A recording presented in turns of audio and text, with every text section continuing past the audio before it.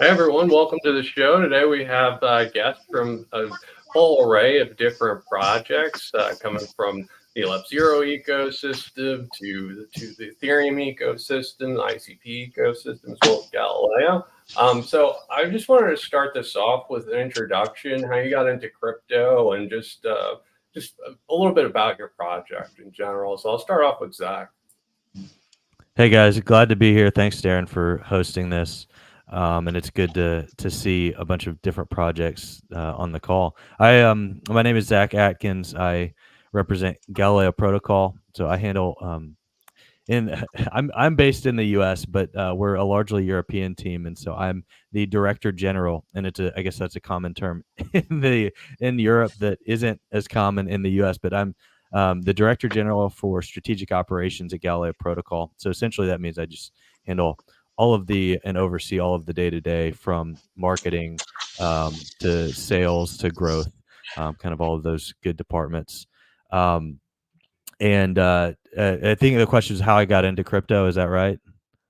Yeah. So I got into crypto as well initially as an investor, going down the Bitcoin rabbit hole, and then shifting to learning about Ethereum, and then went down kind of the altcoin investment track, and then started building Discord servers for companies, and I actually built Galileo's Discord server, and so that's how I got connected there and shifted to make it kind of more of a full time profession. So I'll hand it over to the next guy. Thanks. Ross, can you tell us about yourself? Yes, sure. First of all, thank you for inviting me. It's a pleasure to be here, and I'm sure that I will share some insights about tokenization and real-world assets. I'm Ross Shemoliak. I'm the co-founder and COO at Stobox. We are already 5 years in tokenization and in RVA. Currently, we are top 5 turnkey tokenization providers with more than 60 clients tokenized, with more than 300 millions in form of assets tokenized of our clients. We have already built 3 blockchain-based products for Web3 for real-world assets that we are running. And we started this journey in 2018 with the idea to merge the traditional financial instruments and financial industry with blockchain, because I have more traditional backgrounds. And that time, STO was something new, and everyone on the conferences and the events wanted to receive the legal opinion that they are not as securities, but they are utilities. That's why we recognize that it is a good idea to start researching deeply about tokenization and about security tokens. And it is very interesting that the industry itself started with abbreviation STO, security token offering, but currently turned to RVA, real world assets. So we have a big traction in this field, and looking forward for our conversation. Thanks. And Jake, can you tell us about Kinetic? Sure. So I'm Jake. I'm kind of the communications director for Kinetic, which is a lending protocol that is soon to launch on the Flare network. We're the first lending protocol coming on Flare. And kind of our role is to kick off DeFi. So allowing the supplying, lending, and borrowing of assets. We recently launched our utility token, Jewel, which has been really exciting. Everybody has had absolutely no complaints about anything working correctly, as typically happens in Web3. Everything works very smoothly, and no one ever has a mean word to say about it. No, but we're really excited. Soon we'll be rolling out our full features, which is something everybody's been waiting for. It's an interesting situation on Flare, where it's going to be very quiet, and then suddenly there's going to be a big explosion of all these partners and features and things coming at the same time. So it's really exciting, and it's been really easy working with a bunch of very, very separate protocols and partners and corralling them and getting them all together to launch really quickly together. Not been difficult at all, but happy to be here. Happy to talk about some RWAs. Thanks for having us. Thanks, Jake. And Michael, can you give us an introduction about yourself and Gold Down? Yes, it's a pleasure to be here. Thanks a lot. Yeah, my name is Michael, and I'm a major contributor and responsible for growth at the project called Gold DAO. I'm part of the core team developing and growing the Gold DAO. So we'll get into why I got here after, but just real quick, Gold DAO. So it's a real world asset project where we tokenize physical gold bars into, we call them GLD NFTs, so gold NFTs. And then those gold NFTs into gold tokens, which are fundable. We call them GLDT. And then out of that, gold-backed stablecoins, which we call USDG. So the DAO is governed by its community through gold gov tokens, and the gold DAO enables thereby decentralized decision making for the whole gold DAO. So in this way, with the gold NFTs, tokenizing real gold bars, and then the gold tokens and the gold-backed stablecoin with this chain of tokens, we can basically remove all financial intermediaries and have a fully decentralized gold-backed stablecoin. So this is what we're launching. And with this way, we also imagine a future of PayFi with gold-backed stablecoins. So mobile payments, mobile wallet payments with gold-backed stablecoins. We think that this is the future. Yeah? So this is the background to the project. And why I'm here is because actually I used to build quantum computers, which was like the future, and it's very, very far in the future. So then I decided that's a bit too far in the future for me. So I did some real world IT management consulting, and then I thought, okay, this is also not enough futuristic. So then I said I need to go back to something more to the future. And then I decided to join blockchain because I was so privately passionate about Web3 and decentralization privately. So that's why 2 years ago I joined the Web3 industry. And since a year, I'm with the Gold DAO, and also newly now as a second hat COO at Biddy, which is a crypto broker regulated in Switzerland that has a strategic partnership with the Gold DAO. And Biddy is actually the company, it's Bitty.com, Biddy, the company that's launching the primary gold NFT market. Yeah, and launching the RWA platform and marketplace for secondary trading of gold NFTs and other asset-backed tokenized NFTs like diamonds and so forth. So yeah, that's a quick intro. Thanks. We'll have to invite you to the quantum panel next. Sorrel, could you tell us about yourself and CrowdGenix? Yeah, sure. So hi, everyone. Good to be here. And thank you for the invite. Well, I started crypto in 2019. At the beginning, I was mainly focusing on Bitcoin and Ethereum, and I had the chance to become one of some of the strategy consultants for financial services in Southeast Asia. And I see the gap, that there is a gap between the DeFi and TradFi.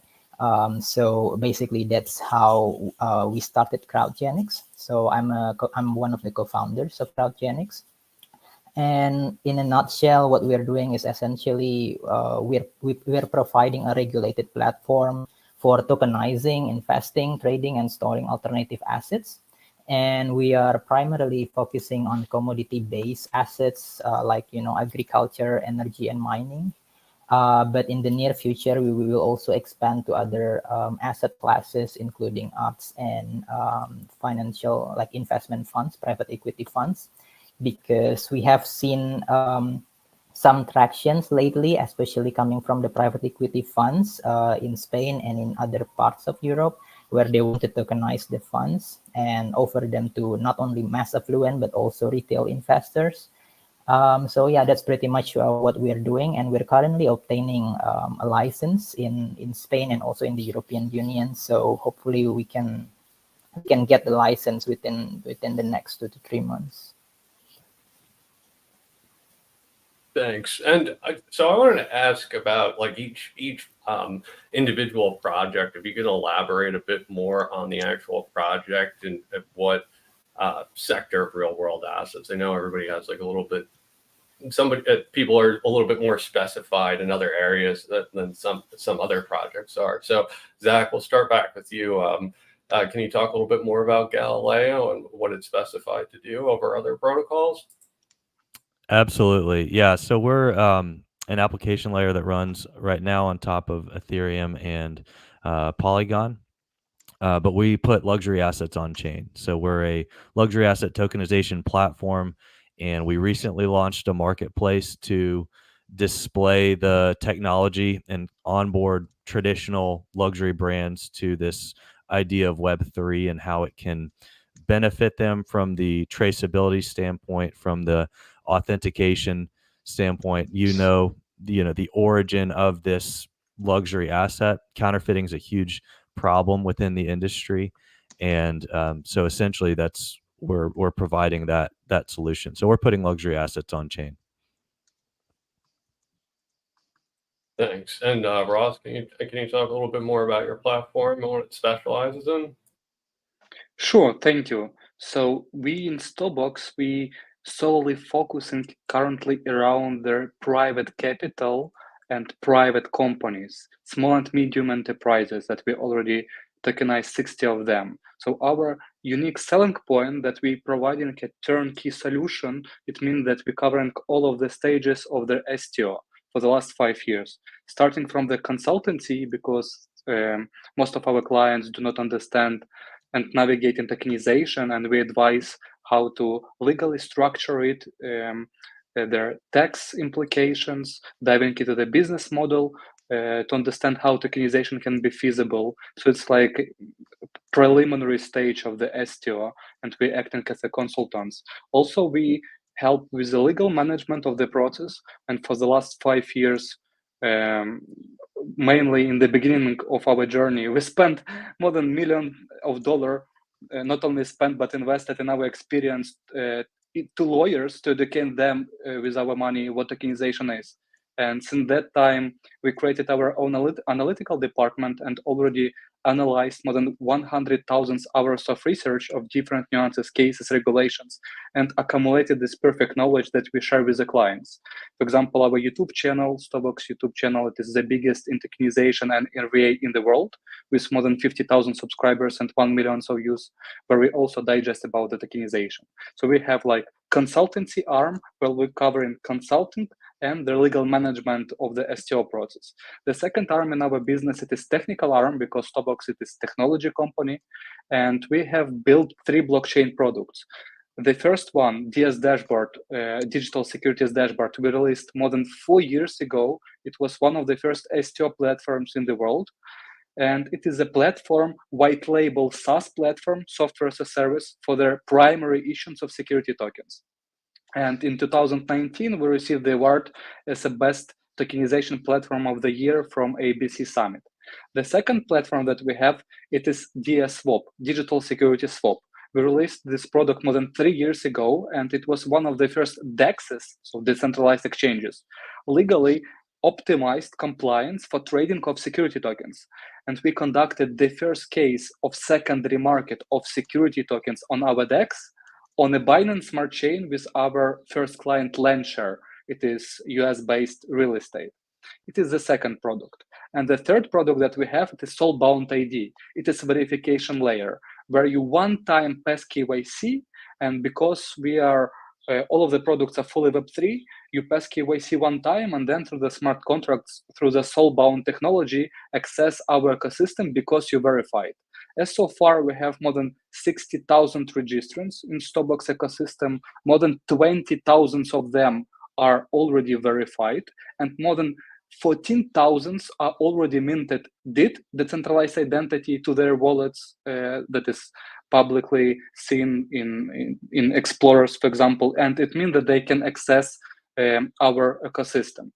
For example, just a few weeks ago, we partnered with ICM Capital, it is royal family from Qatar, and we'll tokenize for them additionally $300 million of their assets. And what they do, they build in a shrimp farm in the desert of Qatar. So more than 50% from all of our clients are from real estate, and another 50 from nature resources, from their energy sector, like solar system, right? And common businesses like manufacture or common private companies, investment funds. They are mainly from US, from Canada, from UK, and from Dubai. So it's like brief introduction about our activities. And what we do what we are developing now, so what is currently under the developing and not live yet, it is the next version of our full ecosystem, and it will be built on top of the Fireblocks, where the Fireblocks will act non-custodial wallet generator. And we're building it with the expertise with Arbitrum, with our partners, with IDOS, with Fractal ID, with EuroS. Stasis, it is the biggest Euro stable coin. With Chainlink, with Chainalysis. So we have a lot of partners that will be included there, and it will be like one window, one platform for the primary, for the secondary, for the verification, and target not only the private capital where we're focusing now, but also will target their tokenization of via NFTs, tokenization of private securities, tokenization of T-bills, and we are communicating with Maple Finance and guys from Ondo Finance and Open Eden about merging their tokenized treasuries with our platform. So it's what we're building now, and this product will be live by the end of this year. Thank you. Thanks, Ross. And Jake, can you just kind of briefly describe what's going on with Kinetic? So, people always ask me, what kind of process is there for adding assets, whether it's blockchain assets or real world assets, as we're talking about today. The answer is pretty simple for us. It's always just a matter of liquidity. So we can support any asset if there is a large amount of liquidity on chain. That's the biggest sticking point, because we want to make sure that it's safe to borrow and lend, and also it's not easy for bad actors to manipulate the price and cause liquidations for people who are invested in our system. So something that's unique about the Flare network is what's coming up is Layer Cake, which is a native bridge system for Flare. If you're not familiar with Flare, they also have a native price oracle that they work on, which is really beneficial for us because we've got something right there and ready. We can talk to the Flare team easily if we ever have any issues. Layer Cake, their bridge is not out yet, but there has been a lot of discussion about incorporating the tokenization of real world assets into that. What we're excited most right now with that is so it can basically take non-smart contract tokens like Bitcoin, Doge, and make native wrapped versions for the Flare network that you can easily use in Flare DeFi. So that's something that's kind of to the future. That's really exciting, and I'm sure as real world assets get tokenized, that's something else that we'll be happy to incorporate. Thanks, Jake. And Michael, can you elaborate on Gold DAO and some of its purposes? Yes. So Gold DAO, it's a project built on the Internet Computer Protocol. There's very specific reasons why we use this third generation blockchain, because it offers a full tech stack, and this is what enables us to do what we want to achieve with the Gold DAO, and we think is not possible on any other blockchain. Mainly because when we tokenize physical gold bars into NFTs, then this one-to-one link of ownership needs to be very, very strong. And so how do you do this? It's only possible if you can put a lot of data inside your NFT and store it on the chain. So these gold bars, they have serial numbers, high resolution photographs, which we all pack inside the gold NFT. And this is only possible on ICP, and this is why we use it. So once you tokenize these gold bars, you have this kind of transparent, trustless solution to build a gold-backed stablecoin. And I'll explain how this works. It's a chain of tokens, which is very interesting to understand, and then you realize why then you can make the most transparent and trustless gold-backed stablecoin in the world, compared to other stablecoins and types of stablecoins that we know from the past. They don't work. Either the algorithmic stablecoins, they're not trustworthy, they don't work. We have stablecoins that are issued by central issuers like Tether, which no one really knows what's backing it one-to-one, right? So So let me start with these three tokens. So it starts with the gold NFT, which is using a very specific protocol, NFT protocol called the Origin NFT protocol. It's an RWA protocol on ICP. This is what we use to tokenize the gold bars. By the way, they're stored in a Swiss vault and audited by KPMG. And the gold comes from Metalo, which is one of the biggest gold refiners in the world. So then when you buy this gold NFT, you have this one-to-one ownership of this gold bar, fully decentralized, transparent, no intermediate. And then you can lock up this gold NFT inside a smart contract, which we call the GLDT swap app. So you lock up your gold NFT, and then the fungible gold tokens get minted. We call them GLDT, fungible gold token.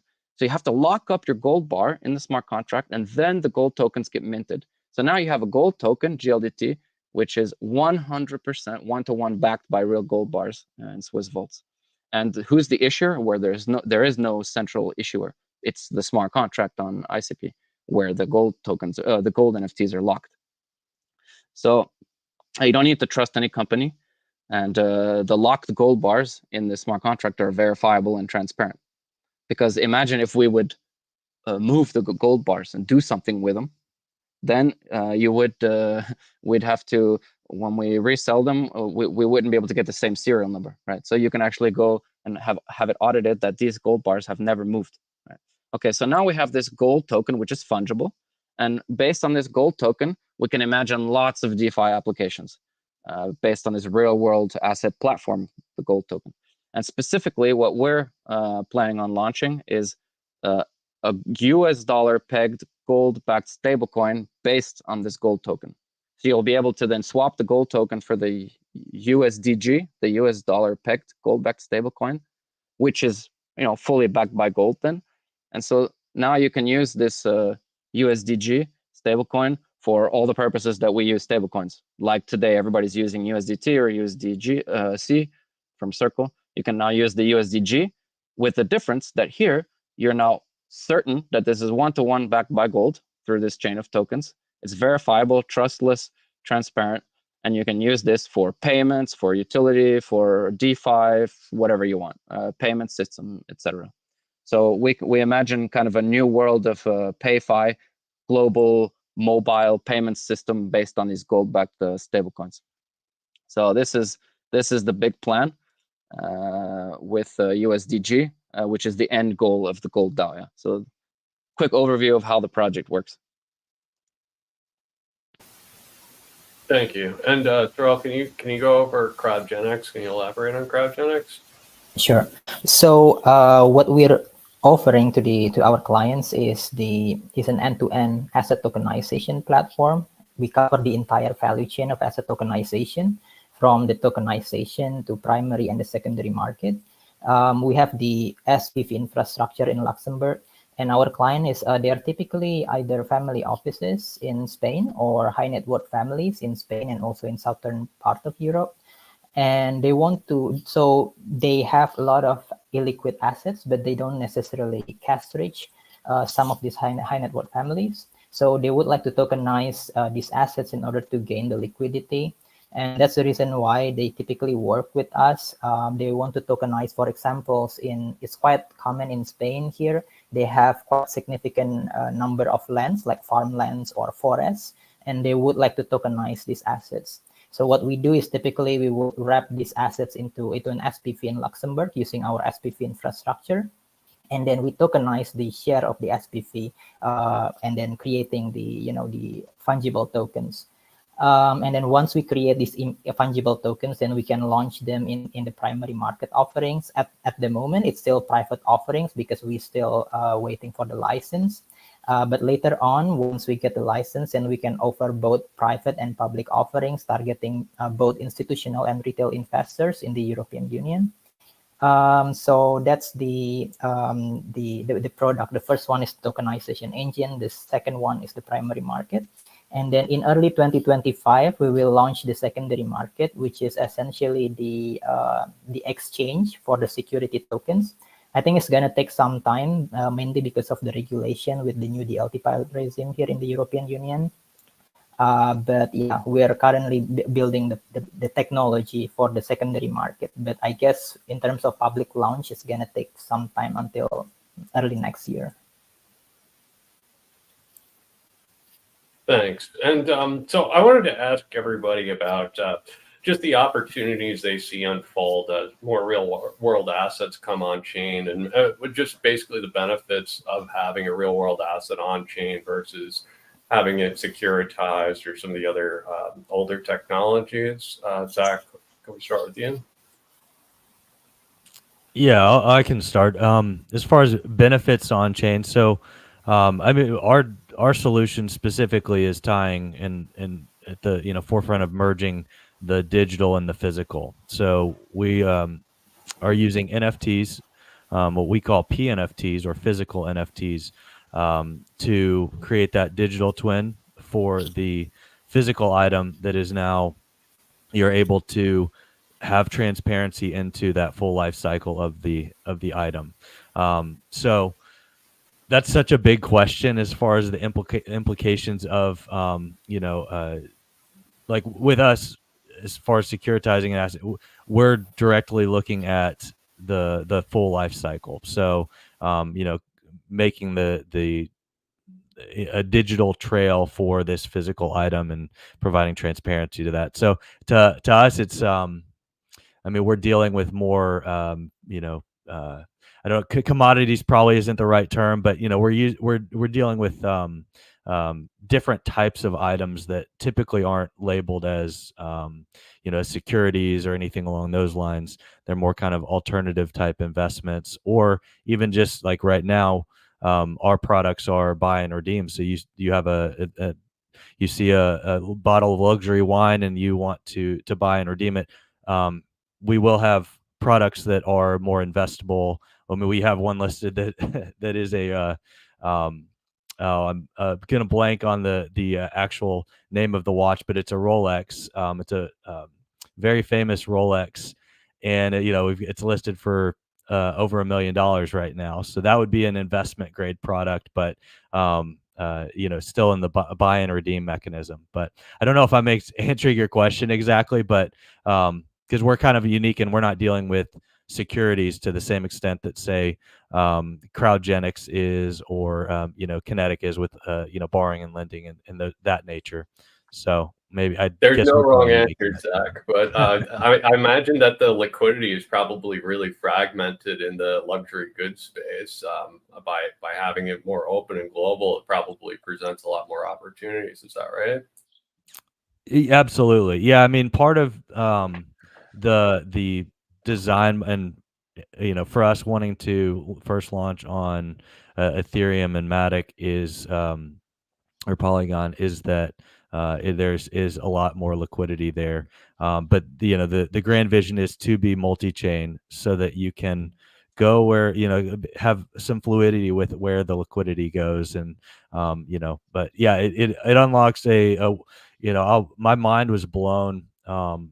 I'm somewhat in like I got into the space as a recreational investor. Like I just saw the value of Bitcoin, and I'm someone that is now like shifted into where I collect NFTs and but all of that preamble to say that I was blown away by with the ordinals movement on Bitcoin, and that I could not believe what the difference in, let's say, a network that has $1 trillion market cap and that level of liquidity versus something small on the smaller end of the spectrum. So yes, especially as adoption grows, we're going to see this inflow of liquidity across a bunch of different chains that will then allow for this kind of more seamless flow of assets and more opportunity to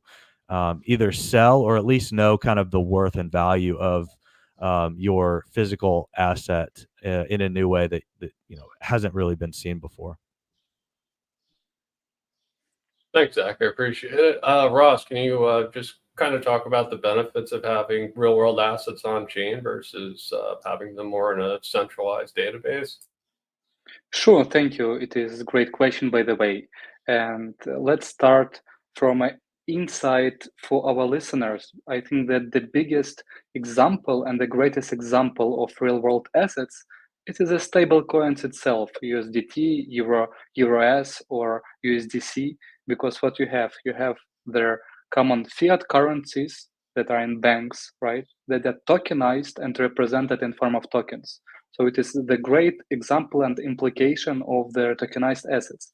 Mainly, I may say that the benefits of assets tokenized are fundraising, because through their tokenized assets, you have one window through which you can completely online, globally compliant, in a simple way, fundraise around the world. Around the world, of course, under the securities laws, but it makes the process simpler, and it is open the liquidity, because you, as a private company, you have the opportunity to open the liquidity for your private company without being public, and it is the game changer. It opens wide opportunities for the small businesses. And also, it's not just about the fundraising and about the liquidity. It is in general acting as a private company, because when we tokenized ourselves, Stobox, more than 4 years ago, we distributed the shares between founders. We can benefit our team by KPIs in real shares of our company. We can see and store the shareholders of our company completely online. We can conduct a corporate voting. We can conduct the dividend payments in one click. So it's like cap table management. It is not only about the fundraising. And we have a case of our client that has more than 1 million of investors. And of course, with a paper-based securities, it is very challenging to manage it. For example, the dividend payments or just the communications. Also, we see a big implication of assets tokenized with T-bills. Currently, it is a big traction in RVA. So what are benefits of T-bills? So you're opening the African region, for example, that are unbanked, and providing them the opportunity to participate in public securities or government treasuries of Apple, Microsoft, or treasuries of US government, without having laptop, just your mobile phone and internet for their unbanked community. Also, what I believe that tokenization brings a real value for the small businesses, because imagine you have a restaurant, right? And you have your customers. Why would you not tokenize yourself and provide for your existing customer the opportunity to participate, for example, not only in securities, but in revenue share of your business that will digest about your activities and will be fans of your project. And here you can bring some utility and some real implication for your small business. So I think it is one of the missions of Stobox to bring tokenization on the streets to get the real value. So it is my thoughts. Thank you. And Jake, can you talk about kinetics and how real world assets and borrowing and lending can play a role with real world assets? So, I definitely like what you were saying there. There's lots of gatekeepers in finance. There's lots of gatekeepers when you're dealing with lending and borrowing specifically. So we share a similar mission to enable those who typically would not be able to make decisions, make financial strategies, use assets in a way they couldn't before. Regular folks able to do that. With lending and borrowing and real world assets, our role is pretty simple. Once there's a large amount of liquidity available for us to enable that system, then it's very easy to get that online and enable people to use RWAs for lending and borrowing. So yeah, just a matter of liquidity. I guess a specific number, a good starting number is about $100,000 one-sided on the asset itself. But yeah, pretty simple for us. Getting it over here, making sure it's secure and stuff is other people's job. Luckily, I don't have to deal with that myself. Yeah, but just borrowing and lending with the pairing it to real world assets is probably going to open up immense opportunities. If you think about like the whole traditional markets, it's, you know, shorting and longing, everything is just borrowing and lending. So, you know, it's just a fundamental design that's needs to be there. Yeah, it's all about kind of broadening our horizon in what people can interact with. You know, for Flare, that's non-smart contract tokens is a big thing. Real world assets will obviously be a bigger thing. Anything that kind of opens different assets to our space is ultimately going to be good. Is going to drive volume. Is going to drive activity, and is really exciting. Michael, can you? I know you kind of touched on this earlier, but can you kind of extrapolate on just the benefits of real world assets on Yes. chain? Yes, for sure, for sure. The other speakers have brought a lot of very good points on explaining why it's just almost always better to tokenize the real world assets instead of securitizing them. I'll give a more specific answer with the gold case. So if you securitize gold, which well, of course many companies do, and it's omnipresent in the world, paper gold and so forth. If you securitize it, then you can't do anything with it other than invest for investment purposes. But if you tokenize it, then you can do things with it. Like specifically, you can make stablecoins, which is what the previous speaker, who was it? Sarah or Jake, who was saying about the stablecoin use case, right? Then you can have a huge utility just by being able to make stablecoins. I mean, the stablecoins market is growing. Everyone sees the use for it. We definitely see a growing future for stablecoins, and stablecoins are they're like an asset. It's one of the like you said, one of the most important assets for everyone that everyone uses. So people want to have it backed by something, and if you tokenize the gold, then not only can you do stuff with it, but specifically, then your assets are digitally native. They're digitally native and enforced on chain, which means that this is something you don't get, for example, if you securitize it and have your digital assets sit on AWS, right? If you do it on chain and enforce them, it's digitally native, and you can make sure that there's a trust 360 degrees, right? So especially powerful it becomes when you add on top of this on-chain computing power, which of course you can't do with older blockchains that have only very small data capacities on chain, like Ethereum or so. You have to use a more modern chain, like for example the internet computer, which is like a world computer where you can have on-chain massive on-chain computing power and storage.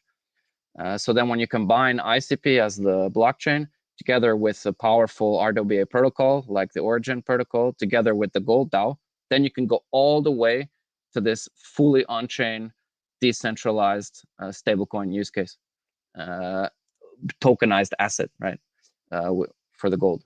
And everyone knows you don't want to put your wealth and funds into stablecoins that you can't trust, like USDT or USDC.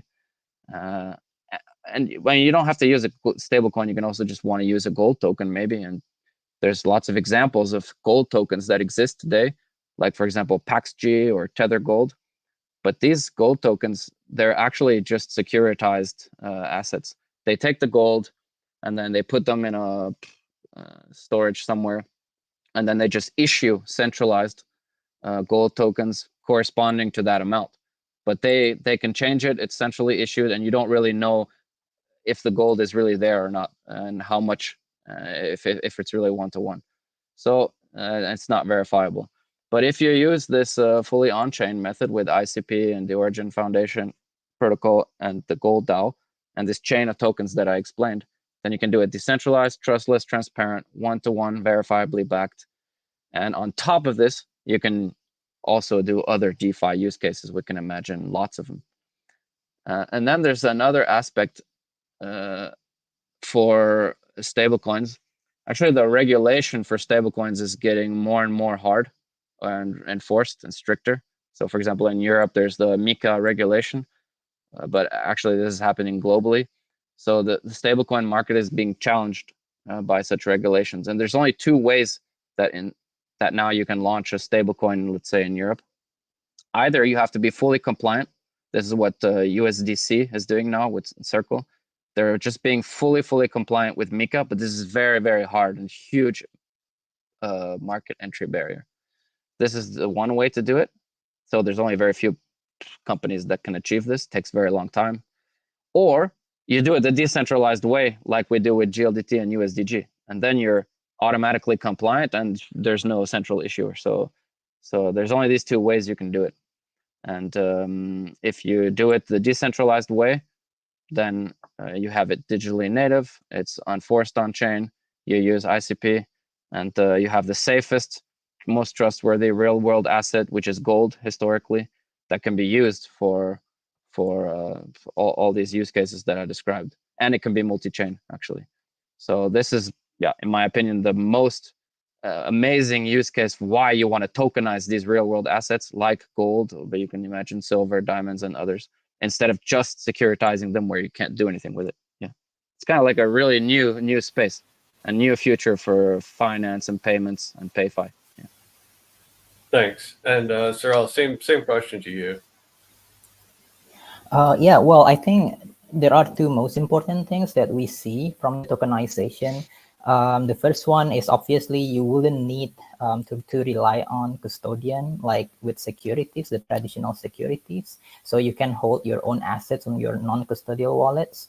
And the second one, the most important ones, is the fractionalization, because in our case, especially when it comes to like private equity funds or farmland, and then like a blue chip paintings, it's very difficult, for example, for our high net worth families to find buyers, because typically the price is quite high. So they can only target either institutional investors or other like high net worth families, right?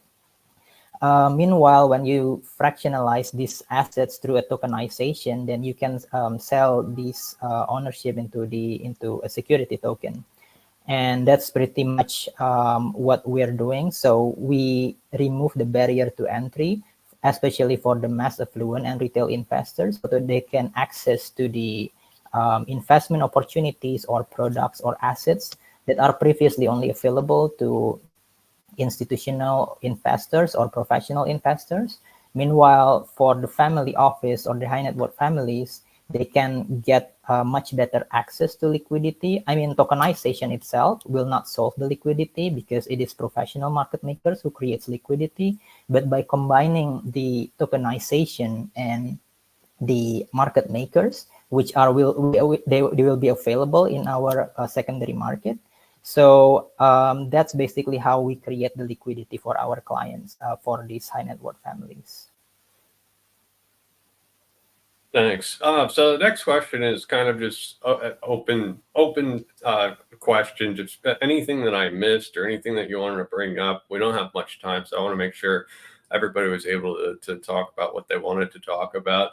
And if not, just forward-looking statements, what's going on down the pike with the particular platform. So Zach, start with you. Yeah, I think this is an exciting space. Just broadly, this one that we're in right now, but also the broader crypto space is very exciting to see how it has evolved and how it will continue to evolve. I think of like most of the panelists are heavily involved in the DeFi world. We're on, I'd say, the very early stages of what it looks like when you put a physical, tangible item on chain, and kind of the implications that take place in a DeFi setting. Now you have the opportunity to lend and borrow it easier. You can trade it. Like one of my favorite companies and projects is Reserve Protocol, and they're in the stablecoin world. They're building asset-backed stablecoins, and so it's very exciting to see how is real estate when it's tokenized. How is that going to play a role in the an asset-backed stablecoin? How is a very valuable high dollar item painting? How is that going to play a role in DeFi? So that's some of the stuff that some of the questions that we have to still answer. But it's exciting to be here and be able to be a part of that evolution and see, like Sorel was saying, there's a difficulty with high net worth individuals being able to sell, like if they want to sell or if they want to have an appraisal on an item. You got to trust the appraiser. It's got to be a reputable source. You got to trust that it's the authentic item. So there's a whole bunch of factors. But it basically, like everyone's been saying, is slowly will remove the barrier to entry and an opportunity that's available. And if from our end, luxury products dealing with more high net worth individuals, then being able to tap into some extra liquidity, but also providing access to like kind of democratizing the realm of what has typically been isolated or siloed to high net worth individuals. Now the general public can have access to these luxury goods. So sorry for the ramble, but that's kind of like some top of mind stuff. Overall, it's exciting to be here and and get to see kind of the beginning stages of this evolution of what DeFi will look like and how it and its implications on traditional finance or the adoption of traditional finance and DeFi and kind of what that merging will look like.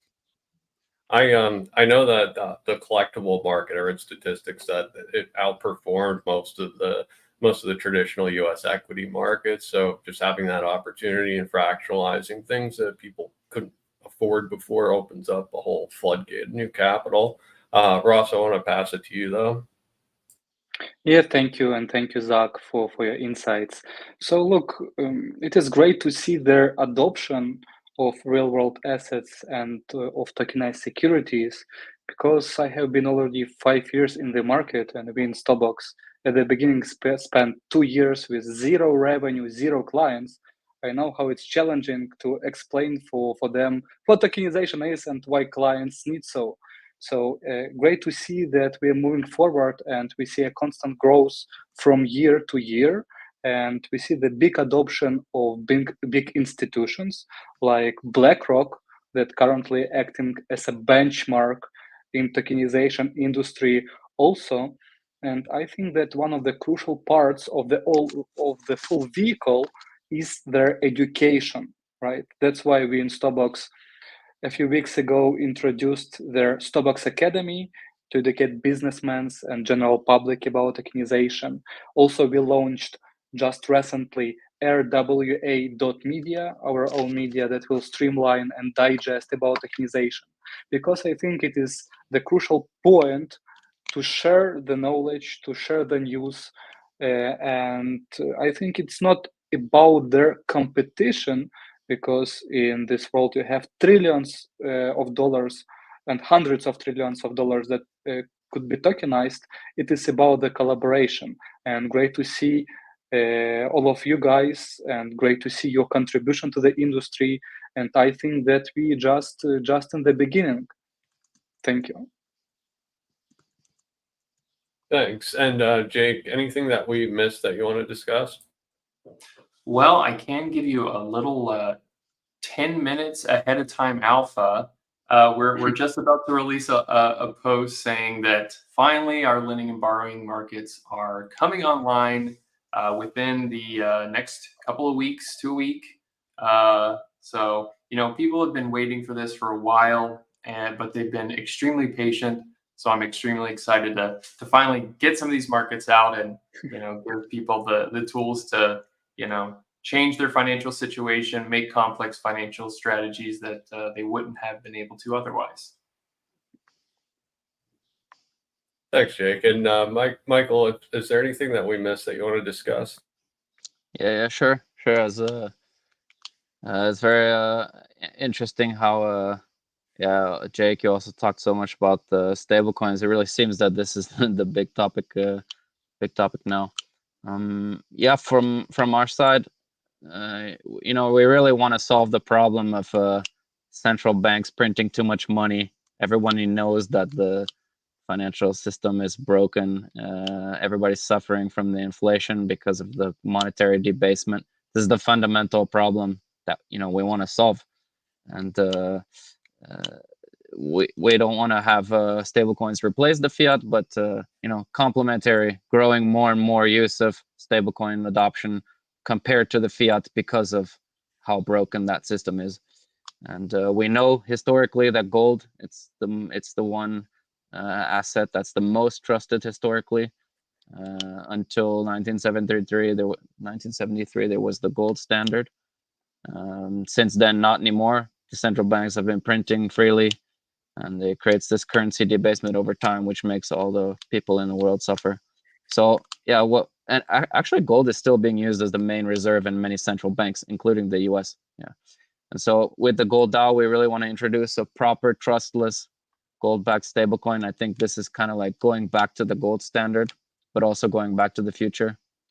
And with the gold DAO in this way, it's not just a concept or a project, like a movement towards a more secure, fair, and decentralized financial future. I think it's doable thanks to technologies nowadays like the internet computer, blockchain, advanced RWA protocols. I think it's just the beginning. And yeah, we're launching the Bitty Gold primary gold NFTs on bitty.com, Bitty Gold next month. And then the swap where you lock up your gold NFTs to mint the gold tokens. And then later on this year, beginning of next year, the gold-backed stablecoin. And you will be able to use this via the Bitty wallet, which is a multi-chain wallet that you can find on and Play Store or Apple Store. So all of these puzzle pieces coming together, we think there's a really big future for PayFi gold-backed stablecoins. And yeah, I'm looking forward to this kind of exciting mass adoption, which I think will gradually occur over the coming 5 years. Yeah. Thanks for having us. Thanks for coming on. Sorrel, also, anything that we missed that you want to discuss? Well, I think there are two things from my side. The first one is, I believe, about the regulatory changes, as we are seeing that the regulatory in many jurisdictions are maturing. I think it's very important to have a regulatory certainty, especially when we're talking about the security tokens, so that with more jurisdictions adopting much clearer regulations when it comes to tokenization, then we believe that there will be more adoption coming in, especially from the global, not only in Europe, but also in Asia, the US, and Africa. And the second thing, what I'm looking forward is the regulation for tokenization, like direct tokenization of assets, because at the moment you can't really tokenize the assets directly. Typically, you will need to wrap the assets into an SPV. So when we amend these regulations, so there will be no regulatory constraint anymore, then I think there will be a huge change, especially with the asset tokenization, because in this case, then you can directly tokenize, for example, farmland or, like real estate without necessarily having an SPV to wrap these assets. So that's what I believe will be happening in probably in the next 5 years. And that will be the big game changer that will bring the market of asset tokenization into another level. Thanks. And so, Zach, can you just tell us where we could find more about Galileo Protocol and where we could find you on any social media?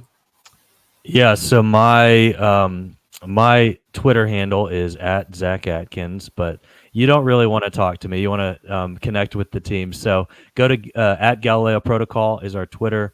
Our website is galileoprotocol.io. And then if you're curious about the marketplace, we're currently in the midst of an airdrop campaign that is I've labeled as our farmer pool, which is you make a transaction on the marketplace and you qualify as part of the airdrop. So that is app.galileoprotocol.io.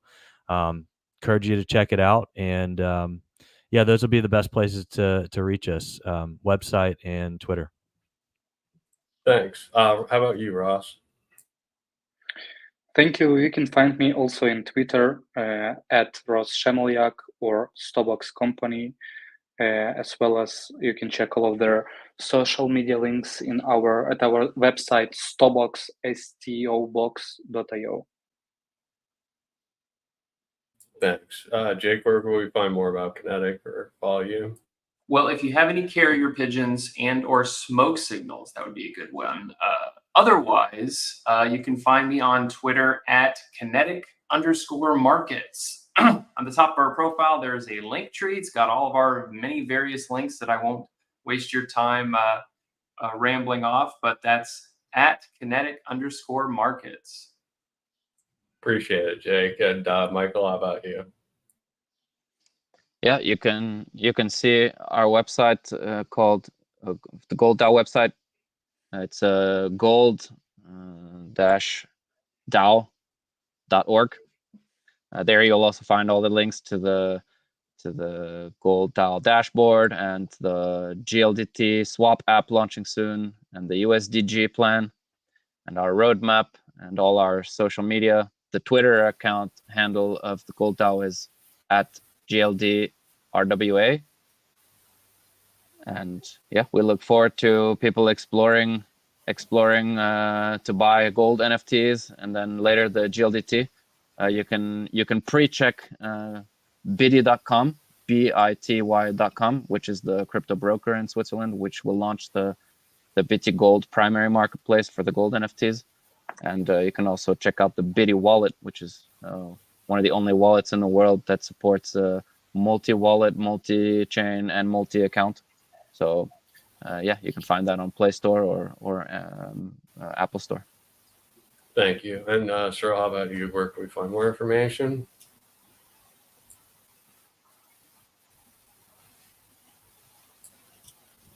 Cyril, can you hear me? Yeah, okay. So yeah, you can find Crowdgenics at crowdgenics.com, or you can go to our Twitter at Crowdgenics, and you can also find on our other social media channels, including LinkedIn. And you can visit, so we will be launching our public, we will have public launch for our primary market and also the tokenization engine somewhere around Q4 this year. We will start from Aleph 0, and then we'll deploy the platform other chains after that. Thank you. Thanks. And I want to just thank everybody for taking the time, and I really appreciate you guys coming on and educating us about each protocol, each platform that you guys are working on. Thanks. Thanks, Darren. Thank you. Appreciate it. Thank you. Thanks.